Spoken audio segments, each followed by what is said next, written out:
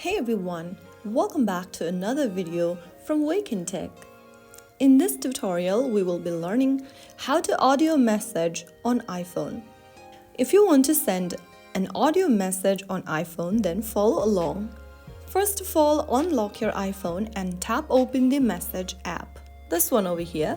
And once you end up in the Messages tab, go ahead and tap on a conversation or start a new one. In the conversation box, go ahead and tap on the plus icon on the left-hand corner. Now from the menu, select Audio. Record your audio by speaking on your device's mic, and after you are done with recording your audio, tap on the stop icon on the right corner. Now your audio has been recorded. You can play the audio message by tapping the play button. And if you want to send the audio message, don't forget to choose the recipient, write down the name of the recipient or their contact info, and simply go ahead and tap on the send button at the bottom right in order to send the audio message. And that is how you will be able to send audio messages on your iPhone.